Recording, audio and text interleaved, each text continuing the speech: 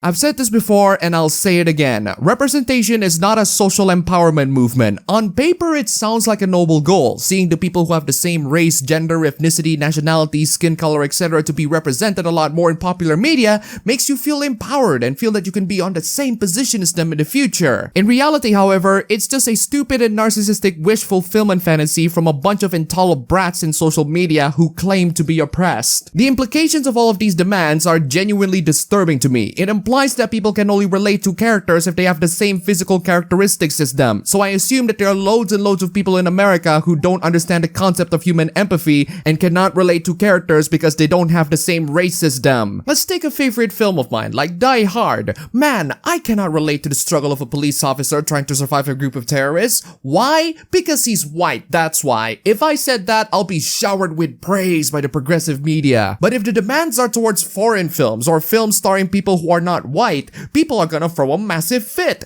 Oh no, this film about a person struggling to get a job and surviving in the urban environment at large? That's not relatable to me and my family who was also surviving in the urban environment. Why? Because the person is black. Oh no, this film about characters overcoming their poverty is something that me and my family can relate to, but I can't because they're Koreans. Is that how Americans think? Because I'm starting to feel that that's how Americans think, or at least how the corporate executives think Americans think. I think this is precisely why there are so many goddamn Hollywood remakes of foreign films. It's because Americans cannot comprehend the concept of relating towards characters who don't have the same physical characteristic as them or even spoke in the same language. Unfortunately, this xenophobic mindset infected non-white Americans as well, which leads us into today, where stupid Americans demand films to have garbage dubs or remakes rather than learning how to read the bottom third of the screen like everyone else around the world when we're consuming your piece of media. I talk about this in another video. What's even more insulting is the think of the children excuse. Representation is necessary so that children who are not white can feel that their existence is validated in this world. You see, this is what happens when you rely on children's parenting job to mainstream entertainment. They're not gonna have their existence validated because you as a parent don't validate their existence. You chose to rely on mainstream entertainment to parent your children about the world rather than doing your goddamn job as a parent. One thing I hate more than these entitled brats are the irresponsible parents who chose to submit themselves into the horny and spawning babies into the world when they themselves are not prepared for that kind of responsibility. This is what leads to the destruction of our civilization. Parents who are not ready to be parents spawning children who are never given any sorts of proper care into this godforsaken world because they're too horny and too busy to reach out for any sorts of protection. It's basically the entire plot of idiocracy. As an Indonesian myself, I personally don't feel like I've been represented, and I don't need to be because I have bigger issues to deal with, such as an economic crisis that can really help by supporting me through the links down below. When I notice the gamelan or the angklung in Anthem of the Heart, for example, or when I see the names of the locations and buildings with Malay or Indonesian names in Just Cause 2,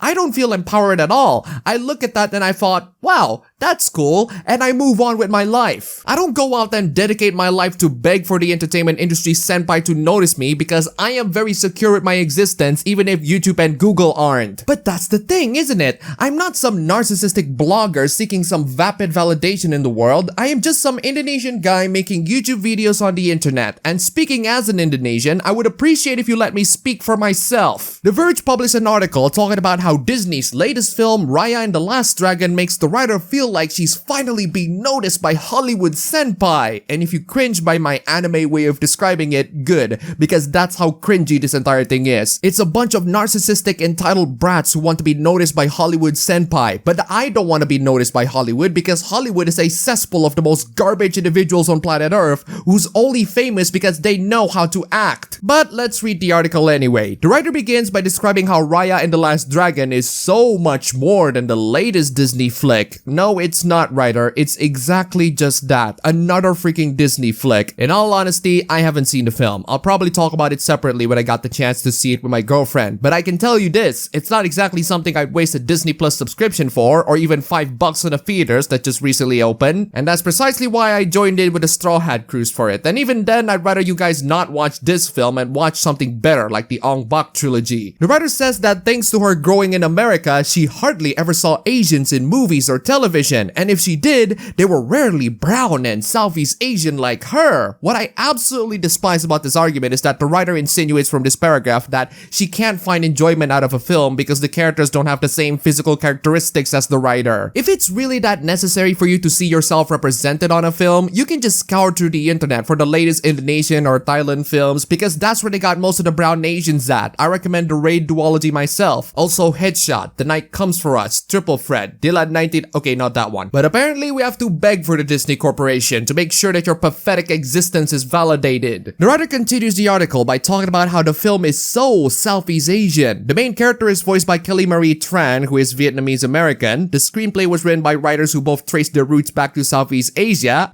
So what you're saying is this film that has Southeast Asian influences is produced by Asian Americans rather than actual Southeast Asians. That explains why I feel there's something off with it, but what do I know as a native Southeast Asian? Clearly, I need to bow to the superiority of Asian Americans that are apparently more cultured than me. Raya's name means celebration in Malay and Indonesian as well, and the animal's sidekick Tuk Tuk, who shares the name with Cambodia's iconic motorbike-powered carriages. Funnily enough, we call them Bajai here in Indonesia, but I also realized that it's a name for a motorcycle brand off of India. Either way, I wouldn't name my pet that because it sounds weird. That'd be like naming your dog Moped. In a teaser that almost made the writer cry, no really, and the writer reassures us that she's not a crier, sure you aren't, Raya wields what looks like bamboo arni sticks, which are weapons used in Filipino martial arts. Her sword is reminiscent of the Indonesian kris, as in the blades are curvy and therefore it's a kris. The epic combat scenes in the film also draw from fighting styles from Thailand, Malaysia, Cambodia, Laos, and Vietnam, which begs the question on why you guys are watching this film when you can just watch The Protector instead. That one-shot fight scene in the film is among some of the best action scenes ever filmed. But let's put aside all of the Easter eggs for a moment so that we can check on the writer's privilege. She's born in the Philippines and she didn't even learn about arnis until she was in college in the US. How fortunate of you, writer, for being able to achieve higher education in America so that you can spend your time speaking over other less fortunate Southeast Asians and make them to sound as narcissistic as you are. The writer then says, when you don't see yourself reflecting in the world around you, you loses out on a lot. Congratulations, writer, you have grasped what it feels like to be a foreigner in a foreign country. The writer continues by saying,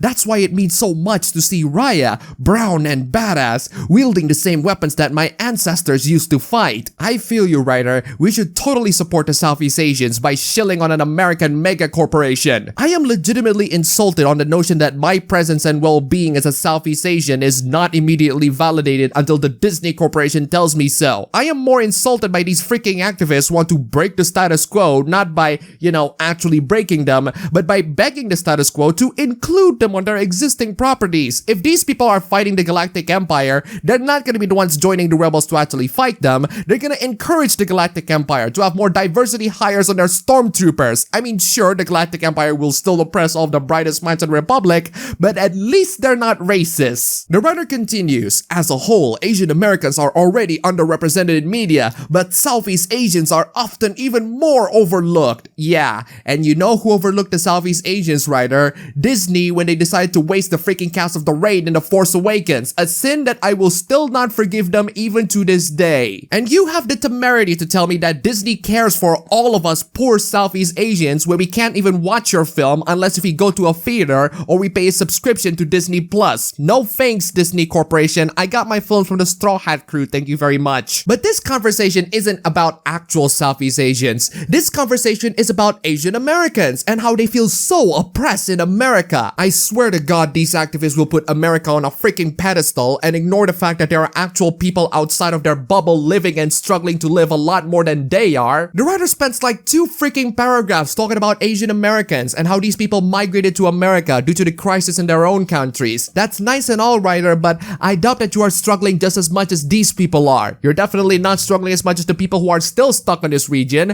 and still struggle to put food on the table when a corrupt government is free to oppress us every single day, but at least you let us know that the Disney Corporation notices us, right? The writer then says, if you've seen Raya or even just its trailers, you know that the movie is about bringing communities together. This aggregating data isn't about dividing anyone. To bring folks together, you have to first see each other. Also, you have to pay for a subscription to Disney Plus or pay some tickets to see this film. Things that a lot of us Southeast Asians would rather not do because we're in a crisis of an economy, you narcissistic broad. The writer has the temerity to be #relatable how do you do Southeast Asian people. In the film, we see its characters face adversity that fits into the Southeast Asia's modern history. War, loss, hunger, and long search for healing. Issues that you in your ivory tower do not face, and issues that were also also featured in literally any war film ever made ever. But I guess since those films feature characters that aren't brown, they aren't relatable enough to you, aren't they? Surprisingly enough, the writer spends one time slightly criticizing Disney for